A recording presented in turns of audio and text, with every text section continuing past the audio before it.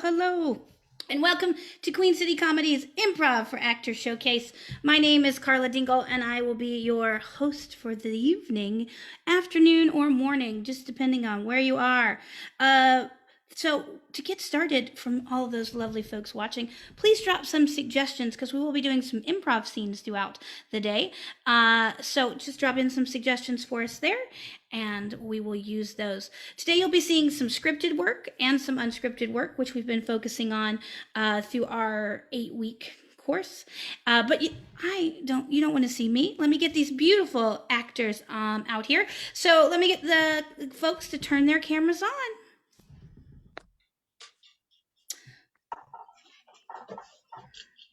All right. We are going to start with some introductions. Hold on one second.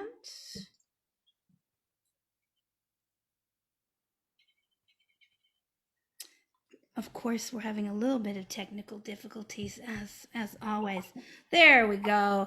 All right, so I'm going to highlight our lovely performers for you this evening, and I will have them introduce themselves. They'll tell you their name and where they're from, and that's all they got to tell us because we're going to make it super easy. Hi, I'm Patrick McGuire, and I'm from Charlotte, North Carolina. Fantastic. Elizabeth Stoffley from Los Angeles, California. Ewan Henderson from Glasgow in Scotland.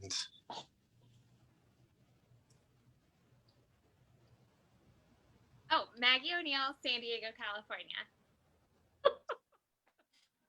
Brenna Judkins from San Diego, California. Annette Saunders from Charlotte. Whoops, North Carolina. And who's our furry actor? Remy.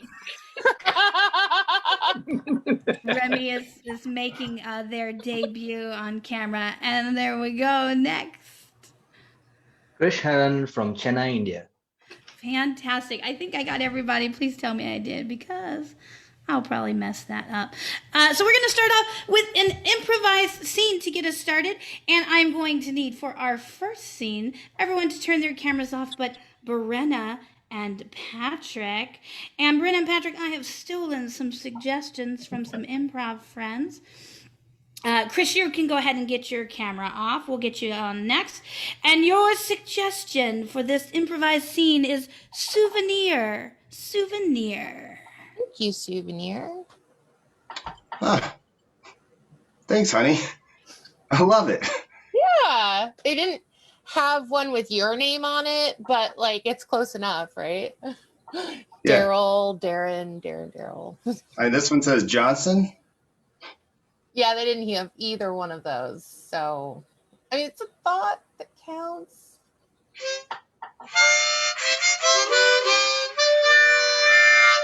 Wow. It even sounds good. Mm-hmm. It's barely listen toable. I mean, I feel bad, though, because I didn't get you anything. Well, honey, you didn't go on vacation without me. That was me. I went on vacation without you. Yeah, but I was here. Like, I had all this time on my hand. I could have, I don't know. I feel like I should have done something. I mean, the house is a mess. I didn't even do any yard work. Oh, you probably hate me right now. Oh, I want to go back to that thing that you said where you said I had so much time on my hand. What was on your other hand? Yeah, I mean, it was probably just my phone. I went down a rabbit hole and, I liked one thing and next thing you know, it was like I was stuck. Oh, were you buying shoes again?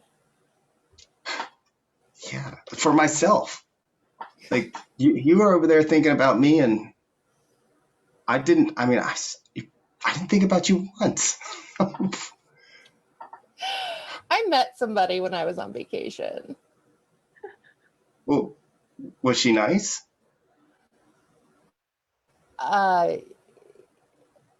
Wait, you mean you met somebody?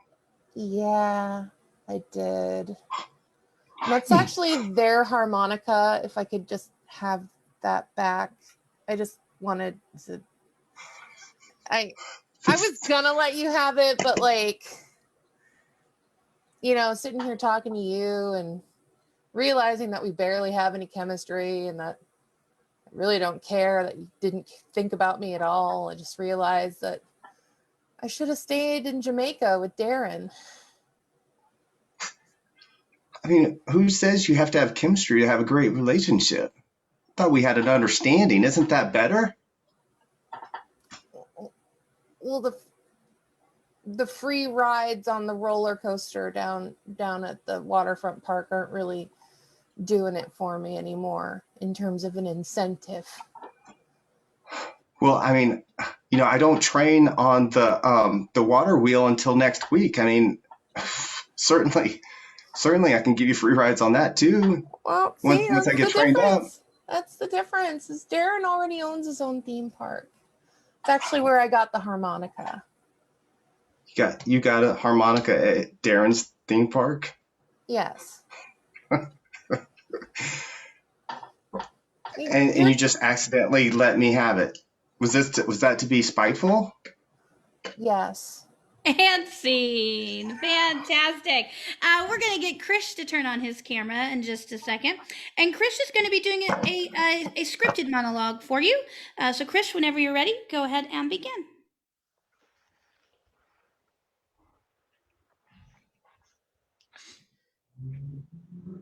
I'm an alcoholic. I've been sober for 184 days. I had my first beer when I was 9. My father was an alcoholic, and my mother likes to blame him for me and my problems. That way she can hurt both of us. Anyway, I liked the first beer and the others that followed. A year ago, I started drinking and I couldn't stop. I had no idea why. This has never happened to me before. I lied to everyone I loved. I lied to everyone I know.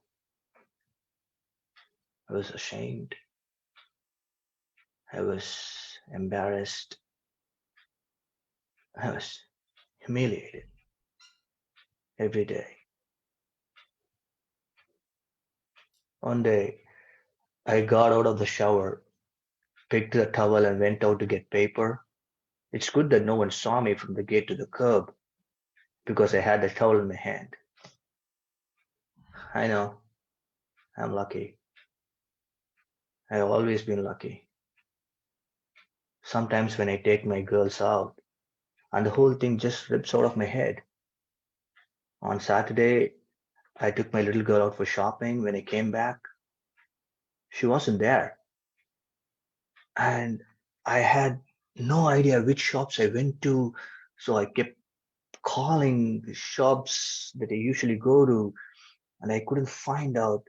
And finally, the tile guy came and dropped her off because he had my address on the bill. Of course, I rewarded him by not going ever back again anymore. My lowest was exactly 184 days ago. My daughter saw me drown in aspirin with some vodka, and I hit her.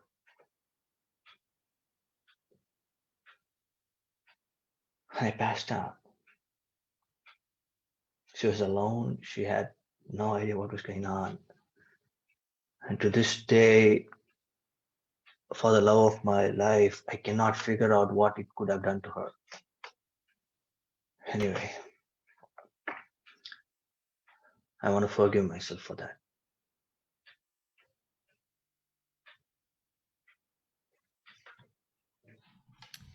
Thank you, Krish. Up next, we're going to have Elizabeth. And Krish is going to come back for an improvised scene. And we have a great suggestion from our Facebook feed from Jayant of Gift. Gift. That is your scene suggestion.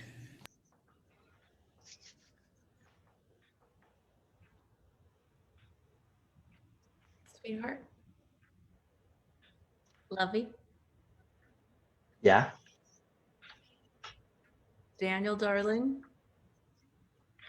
Tell me, honey. Well, do you remember what today is? Uh, Pizza Friday? Well, it is. It is Friday, and we do pizzas every Friday. Yeah, I didn't forget it. I bought 2 pepperoni pizzas and I brought home. Fabulous. That sounds delicious, but it's kind of a special Friday. Let me. I'm starving. I'm starving. Let me. Yeah. What Friday is it? Is it did I forget something or what is it?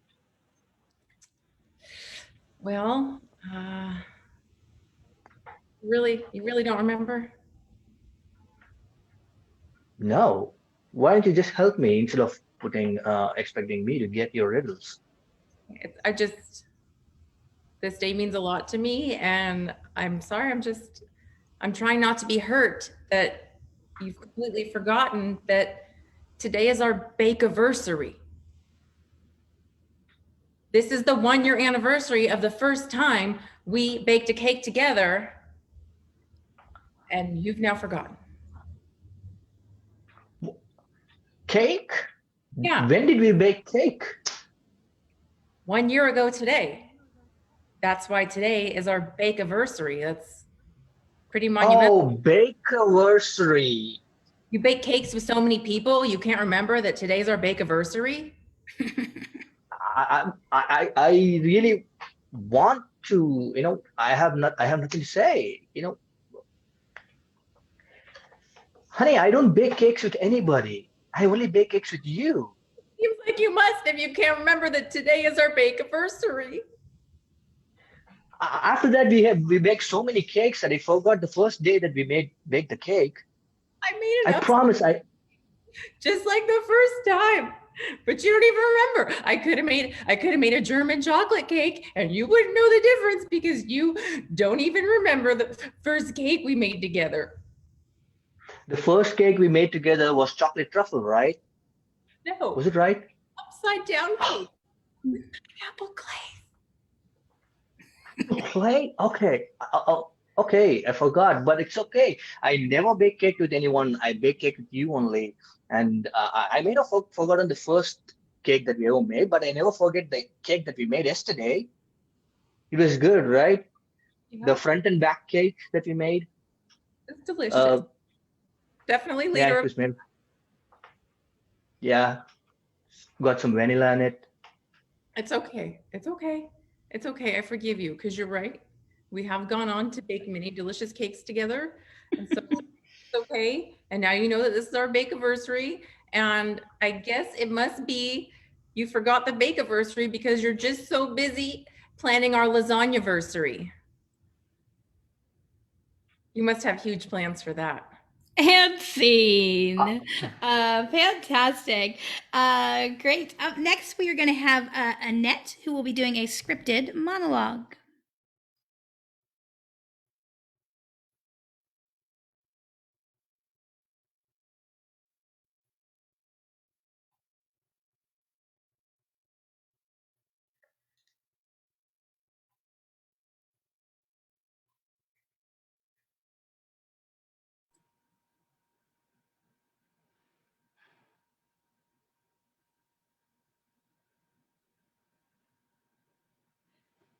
That is alcohol in there.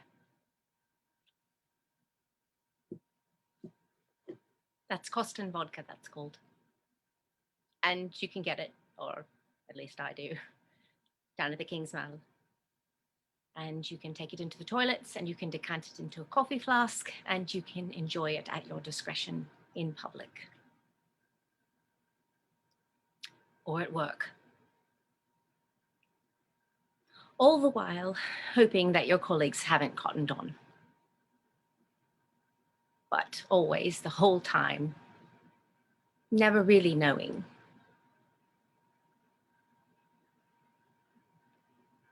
They sent me back in here because I know more about this than anyone. And in a way, I do. I was up half of last night reading everything anyone had on you. Warned for shoplifting at 15, 9 points on your license, wedding to Samira. But actually, the only thing worth knowing is the location of the truck. And nobody knows that except you. I can't.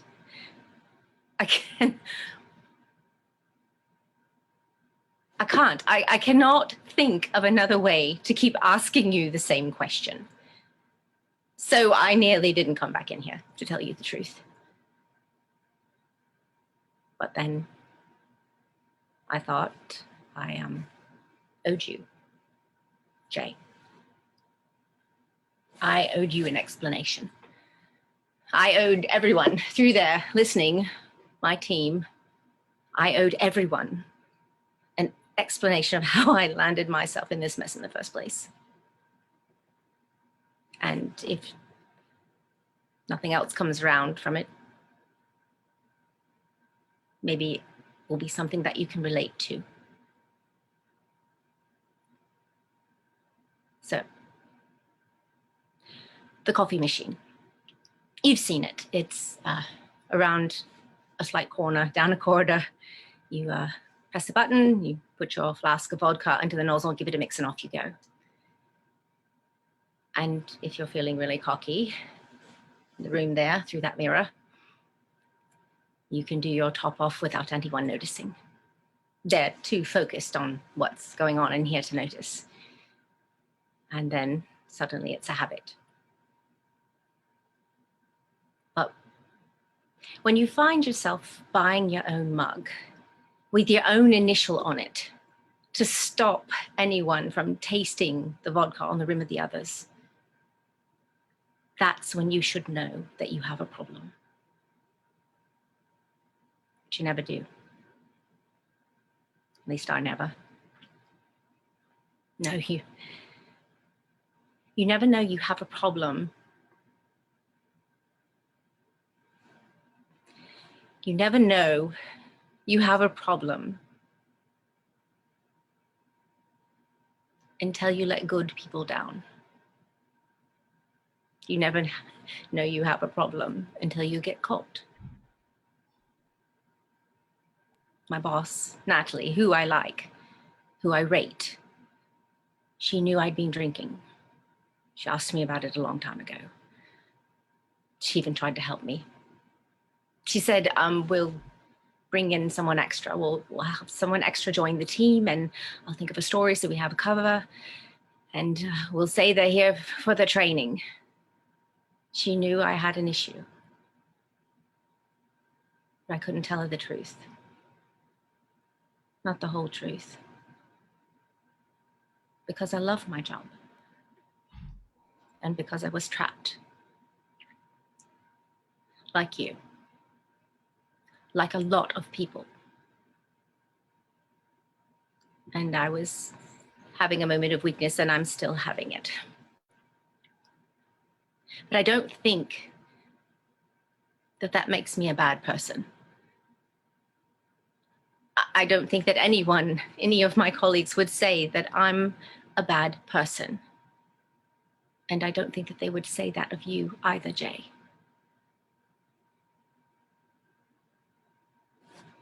So that's why I'm here, in my coat. That's what I'm saying.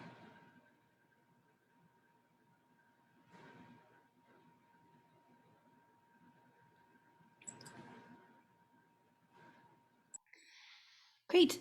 Up next, we will have a scripted scene with Elizabeth, Brenna, and Annette.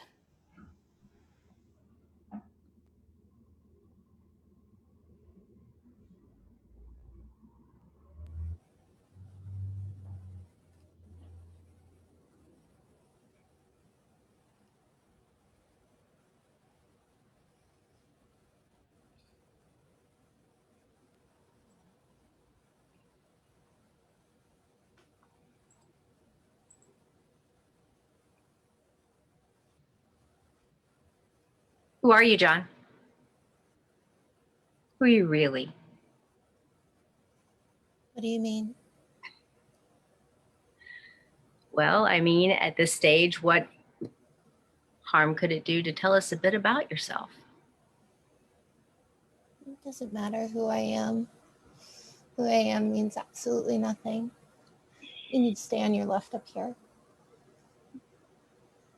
Where are we heading? You'll see.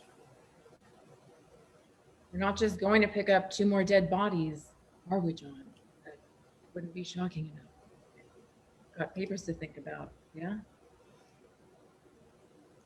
Wanting people to listen, you can't just tap them on the shoulder anymore. You have to hit them with a sledgehammer. And then you'll notice you've got their strict attention.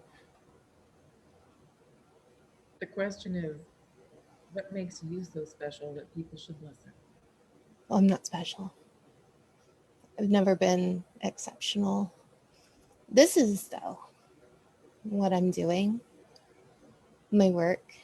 Your work, John. Yes.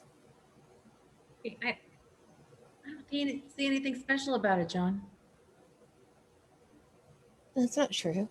No, it is true. And the funny thing is, all this work, 2 months from now, no one's gonna care. No one's gonna give a shit. No one is gonna remember. You can't see the whole complete act yet. But when this is done, when it's finished, it's going to be, people will barely be able to comprehend. They won't be able to deny. Could the freak be any more vague? I mean, as far as master plans go, John. I can't wait for you to see it. I really can't. It's really going to be something. Well, you know what? I'm going to be standing right next to you. So when this big thing happens, you be sure and let me know, because I wouldn't want to miss it. Oh, don't worry. You won't. You won't miss a thing. What's so exciting? It's not too far now. You know, I've been trying to figure out something in my head, and maybe you can help me out. Yeah? You know, when a person is insane, as you clearly are, do you know that you're insane? I mean, maybe you're just sitting around reading Guns and Ammo, masturbating in your own feces, and you just stop and go, wow, it is amazing how fucking crazy I am. You guys do that? Yeah. It's more comfortable for you to label me insane. It is very comfortable. It's not something I would expect you to accept. But I did not choose. I was chosen. Whatever. I don't doubt that you believe that, John. But it seems to me you're overlooking a glaring contradiction. Meaning what? I'm glad you asked. If you were chosen, that is by a higher power, and if your hand was forced, it seems strange to me that you get so much enjoyment out of it. You really enjoy torturing those people. That doesn't seem in keeping with martyrdom, does it? Huh? I doubt I enjoyed it any more than Detective Mills would enjoy time alone with me in a room without windows. Isn't that true? How happy would it make you to hurt me with impunity? It hurts my feelings. You wouldn't, only because you know there are consequences. It's in those eyes of yours, though. Nothing wrong with a man taking pleasure in his work. I wouldn't deny my own personal desire to turn each sin against the sinner. Wait a minute. I thought all you did was kill innocent people. Innocent? Is that supposed to be funny? An obese man, a disgusting man who could barely stand up, a man who, if you saw him on the street, you'd point him out to your friends so they could join you in mocking him.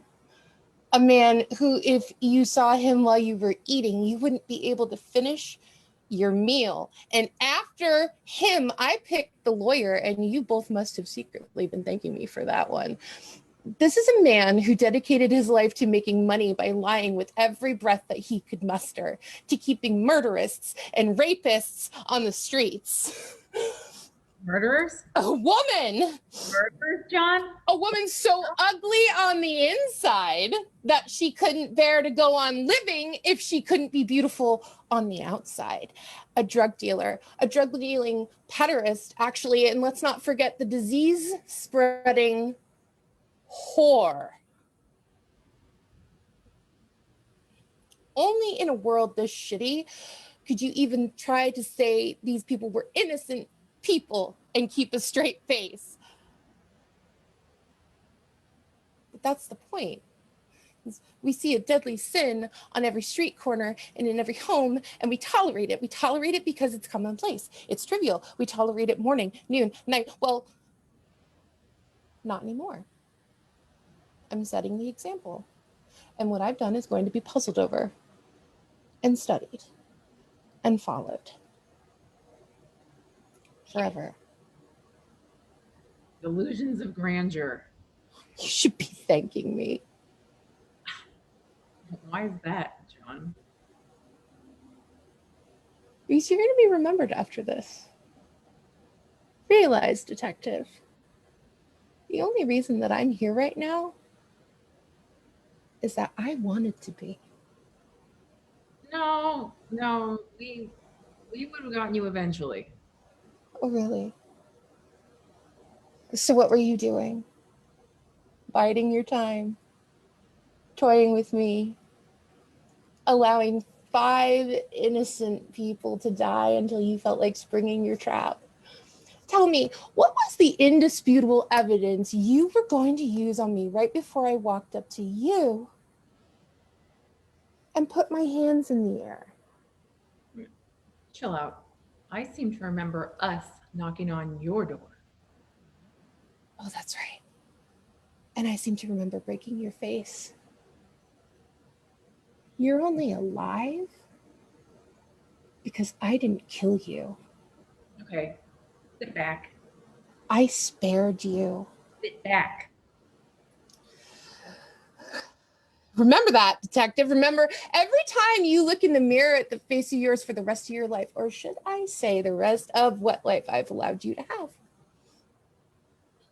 Sit back. Sit back, you Don't fucking freak. ask me to pity those people. I don't mourn them any more than I do the thousands that died at Sodom and Gomorrah. Is that to say, John, that what you were doing was God's good work?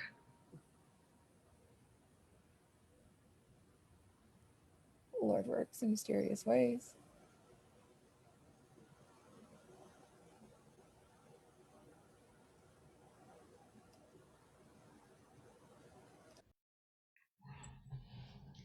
Okay, up next we're going to see Ewan and Chris for an improvised scene.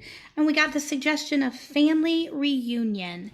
So Ewan and Chris, family reunion.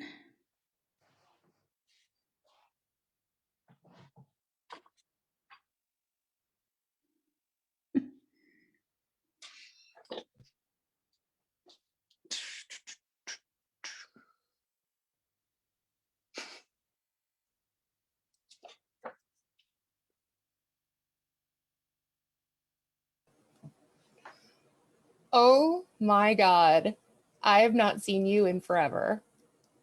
How long has it been? It's got to be at least 4 years. At least. I didn't think you were going to turn up. I almost didn't come myself. Well, I'm actually only here to drop off Krish. What, you're just dropping Krish off? Yeah. Well, I don't like these things. They suck. So it's good to see you, Desmond. Oh, Krish. I'm gonna go grab some cake and pick you up in like 3 hours. Yeah, sure. Thank you. You're just coming on your own. It's a surprise. Yeah, usually she only drops me here. Oh. I've not been here for ages. Not seen any of them. Oh, so what do you do usually? Well, you know me. The usual. Nothing much has changed over the years. Still golfing. What about you? Yeah, I hate sports, and I also hate people who play sports. I'm more of a indoorsy kind of guy, playing video games. That's what I do. Nice. Well, you're up front. Can't argue with Yeah, that. yeah. You play a lot of golf? Yeah. I get outdoors, Don't want to sit Uh, inside a stuffy living room in front of a TV all day, then I don't think we'll be meeting again. Why don't you just come out for a game of golf? Yeah, Love it. I don't know, something about sports that I hate. I just hate when I start to sweat. I don't like sweat on my body. We got to find some common ground. It's got to be something we both like. Like You what? ever? Play I golf don't on a know. video game? Well, it's possible. Or have you ever flown a kite? Kite? No. Out in the wind. Yeah. Yeah. I've tried here. There's some festivals will be happening here. Kite flying festivals have flied 1 or 2 times. Yeah. Do you think we You're should into kite talk about? flying? Do you think we should talk about the argument, or we just gloss over I it? was just whiling away the time until you come up with it. So yeah, I'd like to talk about the argument. Well, I mean, if you apologize, then I guess we don't have to worry about it anymore. It's such a long time ago. Why do I have to apologize? I didn't do anything wrong. You don't think you did anything wrong? Yeah, You stole my girl. she was not your girl. You just uh met her once and then just had a date, one date. That doesn't make her yours. Yeah, but there's got to be some kind of an understanding between us, between brothers. You don't just do that. I, I I was. What do you want from me? You want me to apologize for you? That was years back, and me and Jenny are now together and we are happy, and you're bringing that now? I don't know. Just how can I trust you again? I mean, I loved you, man, and you betrayed me. I'm sorry, man. I really wanted to say this to you for a very long time. And there is one part of me that said, you know, there's love. Jenny and I, we fell in love when you weren't there. It was an instant connection with the moment, and I couldn't say no to love. Oh, God, that. Yeah, maybe I've overreacted. I don't. All right. I mean, I'd liked her for a long time. I didn't know that. I thought it was just for you just go out with lots of girls, and I thought it was just like one of them. And if I had known that you had feelings for her, then I wouldn't have made my move.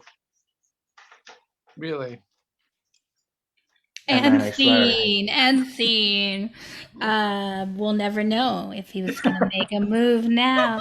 All right. Up next, we're going to have two monologues in a row. The first one will be with Patrick, and the second one will be with Brenna. So we'll go ahead, Patrick, whenever you're ready, go ahead and begin. Oh, I didn't see you there. Don't look at me like that. I can see what you're thinking. What an asshole. Another privileged white guy? I don't know, maybe you're right. Thing is I'm trying over here. Do you think I want to be an asshole? No, I don't want to be an asshole. I was raised to work hard and pull my own weight and not complain. And those lessons, they didn't come easy. Oh, I understand. I might get some advantages. And I can't even begin to understand how difficult your life is. But I'm here to say that being me isn't as easy or glamorous as you might think.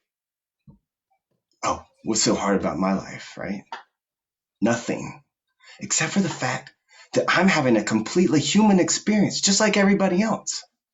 And I don't have anybody to lean on because I'm in charge and I'm supposed to be strong and I'm supposed to have all the answers. Well, do you think I felt privileged when I lost my son and I had to face that all by myself? Do you think it feels fair when I get up at 3:30 in the morning for work because I care about this company and the people that work for me? And if we don't make our quotas, people start losing their jobs. And that weighs heavily on me. Thing is I'm putting all this work and I just don't feel like I'm getting anywhere. All I want, all I ever wanted, is to love, to be loved, to belong. And I just get to this point where I can't take it anymore, and that's what you saw. You look like a nice lady, and I'm sorry if I offended you. Let me make it up to you. Can I get you a cup of coffee?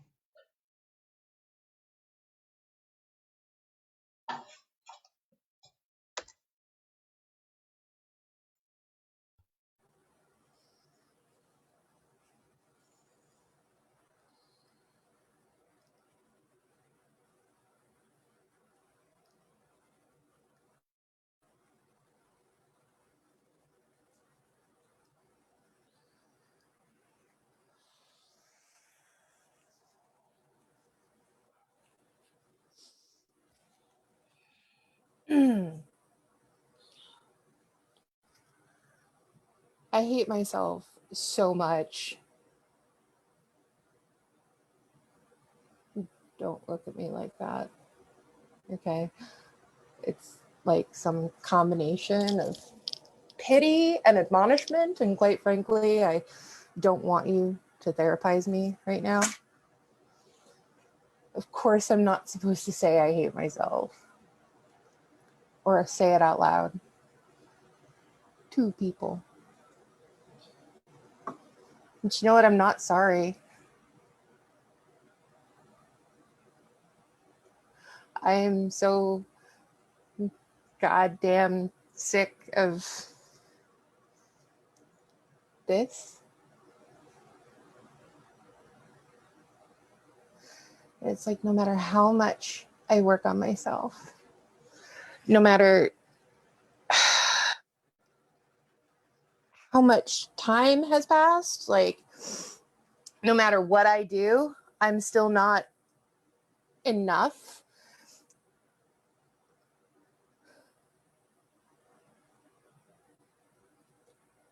I've never been the one, like, for anyone, unless it was the one who could fix them or the one who could distract them for a while, and the one who was moldable and manipulatable enough to do for now. And a suitable stand-in. Oh, God. Until the real one got there. And it makes me feel so fucking ungrateful. I've just had the best week I think I've ever had in my entire career. And you know what? The only thing I can think is why won't Theo talk to me?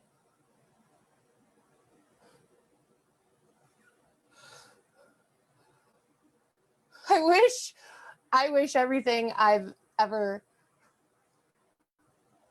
believed in like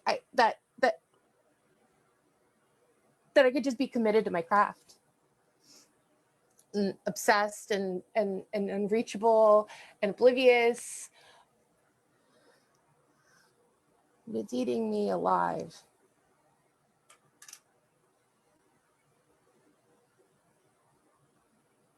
You know why? Because I could do that if I wanted to. I could. I can do it. I've done it for weeks, months at a time sometimes. And then something as simple as a song or a picture snaps me right back into this void where I doubt every fucking thing I am. And where I sit squarely in the center of this feeling that I hate myself.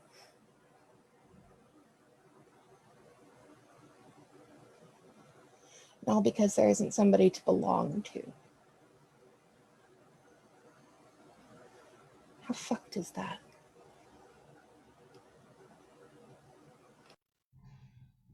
Up next, we have a scripted scene with Maggie, Krish, and Patrick.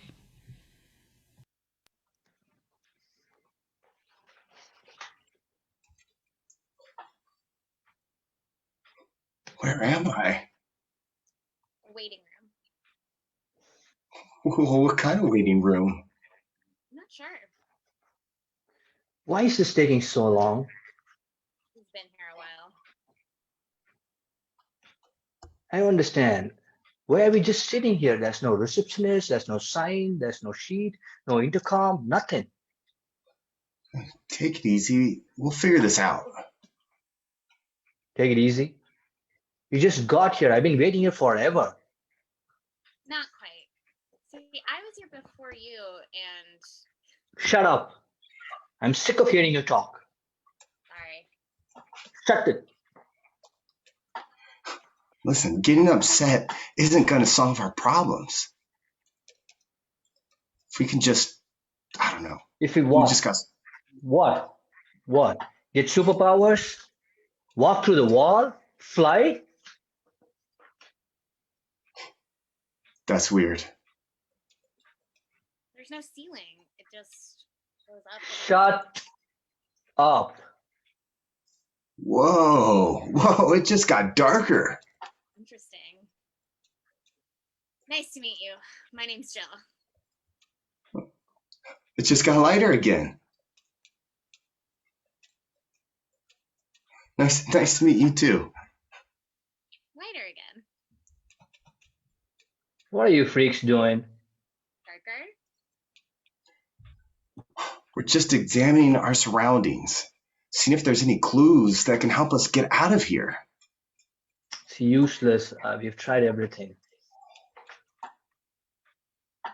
So, I don't know, how did we get here? Good question. You think there was a door or something? Did you see me come in? You were just kind of there. Same with him. I'm not sure where I came from either. What's the last thing you remember? Ralph, the insurance salesman. For some reason, I keep thinking about Ralph. Me too. He was selling me insurance. Huh. That's who I remember too. We were talking.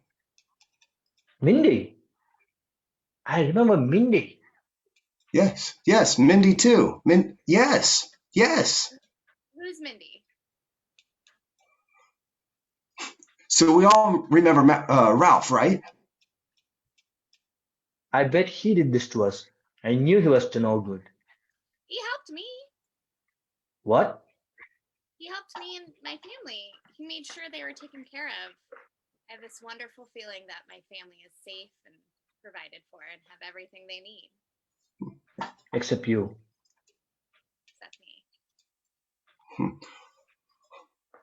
Wow, that ceiling is all over the place. I mean, what if we work together? What if we all try to make the ceiling as bright as possible? What about making it as dark as possible? all be as nice as possible to each other and think good things. Yeah, and I have a feeling that lighter is better. Sure, sure. Let's do a group hug, huh? Forget it. How about we all punch each other and I take one of these chairs and beat you until you're dead? Take it easy, Pete. Wait, dude, don't come any closer. I don't want to fight with you. I'm sick and tired of nothing happening here. I want something to happen. I want out of here. I understand what you're saying. We all want out of here. And we'll find a way. But just chill, brother. What is this place? Why are we all trapped here? Maybe this is sort of a test or challenge, maybe a survivor kind of thing. Last man standing, winner takes it all. I mean, it does seem like some kind of test or puzzle or something. I mean, yeah. And I hate not being in control. I'm always the one in control. I'm always the one who knows the plan, what to do next. I hate this. I understand. You're a leader. I'm sorry if I tried to take that away from you. I'm really sorry. I always had the answers. I always was the one everyone looked to. I was like a shepherd guiding a flock, leading everyone to a better life. And that's what good leaders do. Listen, let's start over, okay? Hi, I'm Max. Max Shrek. Pete Masters. And Jill Paulson. So, Pete, what do you think we should do?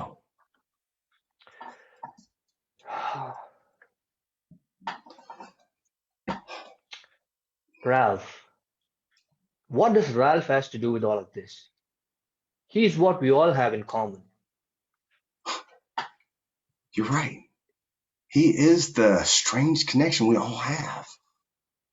He did something to me. I have a feeling that he did something to me too. Why can't I remember? He helped me. But what if he didn't? What if he lied to you, took all your insurance money for himself? That would be pretty bad. Poor family.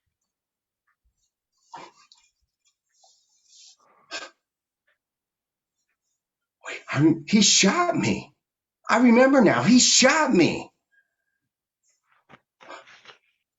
Yes, he shot me too. He's the killer, but he seems so nice. And devious. I was supposed to stop him. I was supposed to be the one to stop him. I hope my family's okay. Maybe we are waiting for him.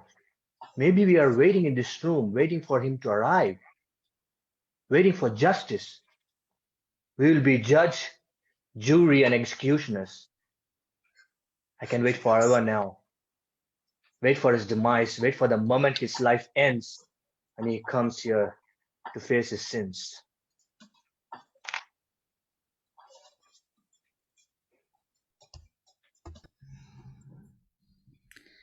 Up next, we're going to have Ewan with a scripted monologue. Look, I'll tell you, I've got no problem with her being what she truly is. I don't hold it against her. I'm not judging her. She just doesn't want to hear the truth. Look at me. I'm a gambler in a lowlife. I admit it freely because that's my reality. I don't go around trying to sugarcoat things. It is what it is, and I am what I am, okay?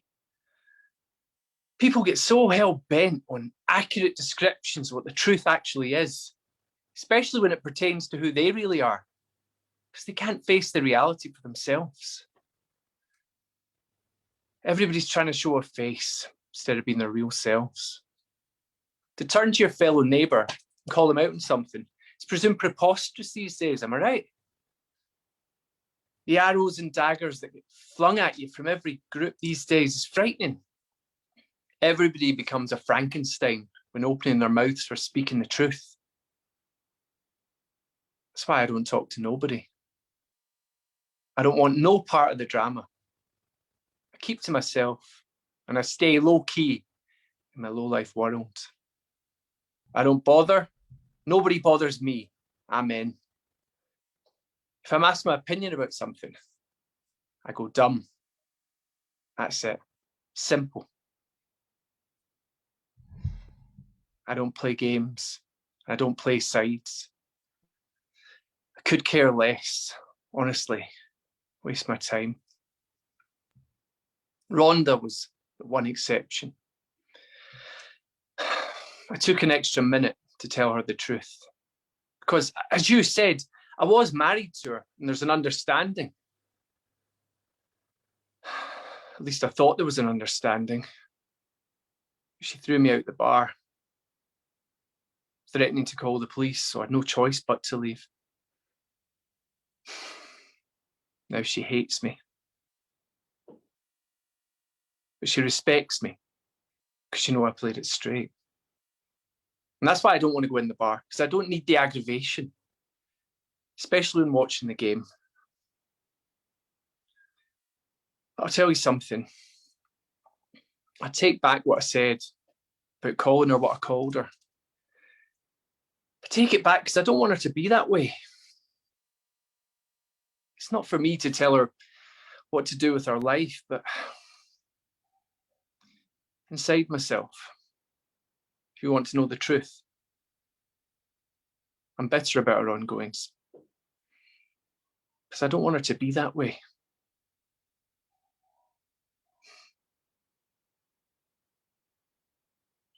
She's a beautiful woman. Just sells herself short of what she truly is worth. She married me, for instance. She never should have married me. She's way too good for me. I'm a bum. She's a rare gem. Just happens to work in this crummy town, bartending to all of us losers. If she was born somewhere half decent, had a better upbringing, like if she was given a fair shot at her potential, man, oh man, she'd be the greatest woman that ever walked on this earth. That's the truth of it. So if I seem a bit hostile, I'm choosing my words bitterly, it's on account that I really care for her. I wish to God that I was a better man, capable of giving her the life that she truly deserves. Don't you ever tell her this, because I'll kill you.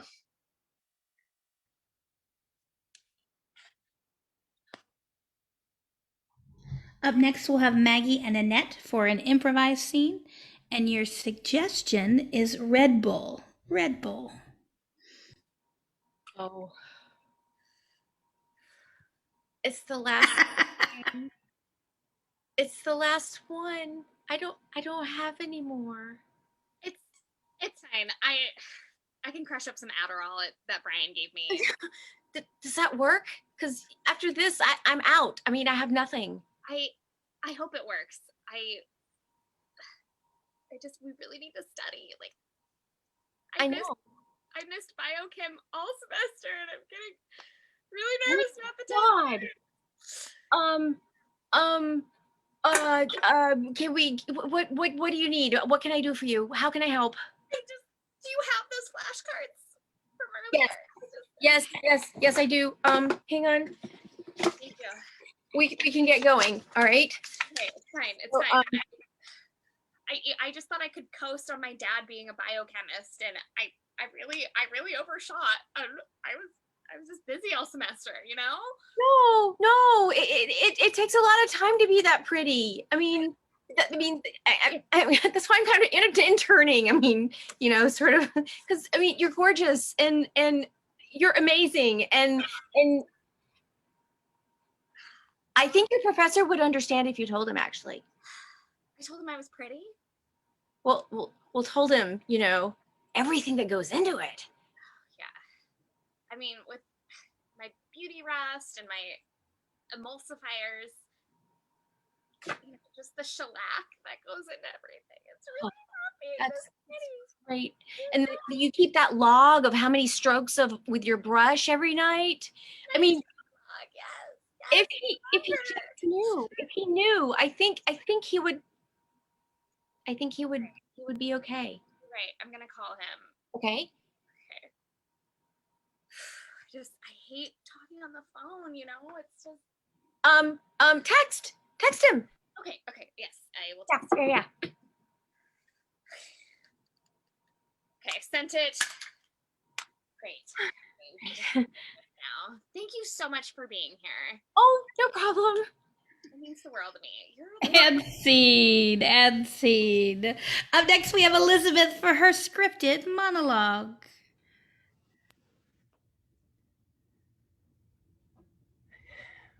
You know, the details of my life are quite inconsequential, but very well. Where do I begin? My father was a relentlessly self-improving lingerie owner from Belgium with low-grade narcolepsy and a penchant for buggery. My mother was a 15-year-old French prostitute named Chloe with webbed feet. My father, he would womanize, he would drink, he'd make outrageous claims like he invented the question mark. Sometimes he would accuse chestnuts of being lazy. It was the sort of general malaise that only the genius possess in the insane lament. But my childhood was typical. Summers in Rangoon, luge lessons, and in the spring, we'd make meat helmets. And when I was insolent, I was placed in a burlap bag and beaten with reeds. That was pretty standard, really. At the age of 12, I received my first scribe, and at the age of 14, a Zoroastrian named Velma ritualistically shaved my testicles. There really is nothing like a shorn scrotum. It's breathtaking. I suggest you try it. Up next will be Ewan, Annette, and Elizabeth for our last scripted scene.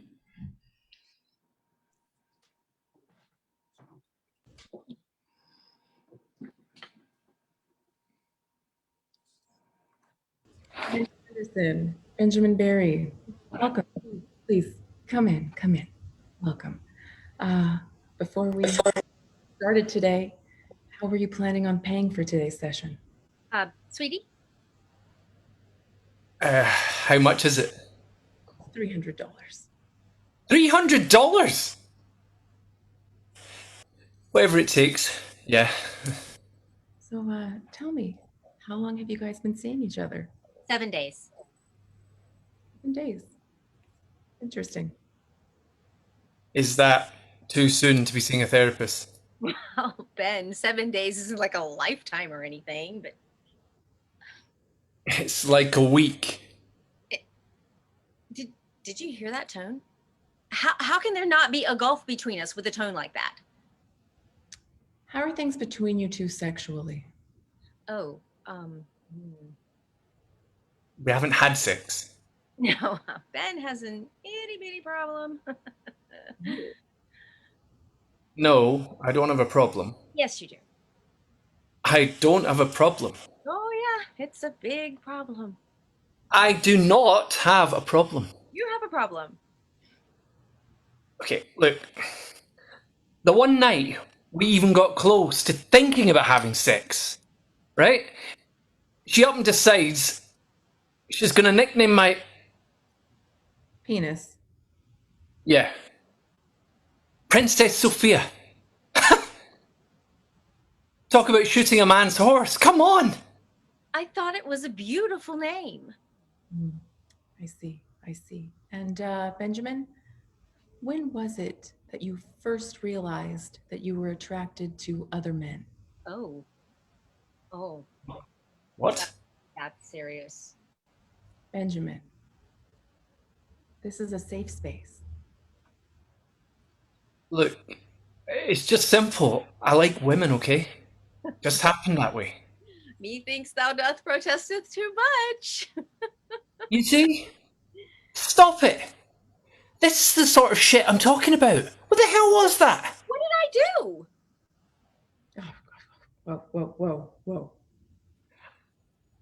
I mean, this is the sort of thing she does. Stop it. No, I'm getting a lot of latent anger here, Benjamin. Rageaholic. I'm not a rageaholic. I called that one. Stop. You know what, Benjamin? Take a deep breath for me. And let it go. Just let it go. Yeah, I feel better. Come here. I've seen this before, and I've seen it many times. Yeah? Would you two like to be left alone? No. Would you like to get a room? You're hitting on our shrink? No, I'm not. Yes, you are. You're a pathological flirt. Jesus. 5 seconds ago I'm gay. Now I'm a pathological flirt. I sweat when I get nervous, and this is bad. Which one is it, Andy? Hell, besides, why would I want to hit on another woman? You've got more than enough personalities to keep me completely occupied. That was hurtful. Okay, Ben, are you ashamed of Andy? Well, of course he is. I'm not ashamed. Yes, you are. How do you think that makes me feel? I'm not ashamed of you. It's like when I talked to his mother. I mean, he freaked out. Wait, no. You did that behind my back. She did it behind my back. I was just trying to say hi. Andy, you want to talk to my mother? You want to talk to my mother? Talk to my mother. You want to talk to my whole family? Talk to my whole family. Hell, why don't we go to Staten Island? You can spend the weekend with them, Andy.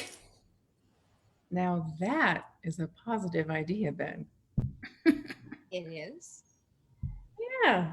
How about it, Andy? What? Do you want to go to Staten Island?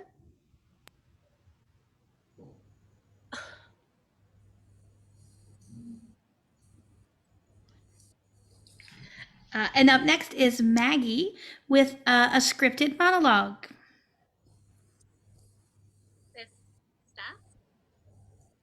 Okay, I see. I think this has nothing to do with you. You go to your closet and you swept out, oh, I don't know, that lumpy blue sweater, for instance, because you're trying to tell the world that you take yourself too seriously to care about what you put on your back. But what you don't know is that this sweater is not just blue, it's not turquoise, it's not lapis, it's cerulean. We're also blithely unaware of the fact that in 2002, Oscar de la Renta did a collection of cerulean gowns. And then I think it was Yves Saint Laurent, wasn't it, who showed cerulean military jackets? And then cerulean quickly showed up in the collections of 8 different designers. Then it filtered down through the department stores and then trickled on down into some tragic casual corner where you no doubt fished it out of some clearance bin. However, that blue represents millions of dollars and countless jobs. So it's sort of comical how you think that you've made a choice that exempts you from the fashion industry when in fact you're wearing the sweater that was selected for you by the people in this room from a pile of stuff.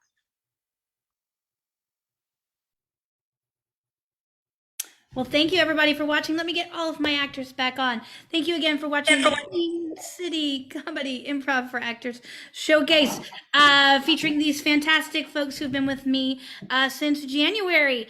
Thank you again for watching, and we'll do the weird everybody wave awkwardly as we always do, and we'll end this live stream. Thank you so much. Have a good one.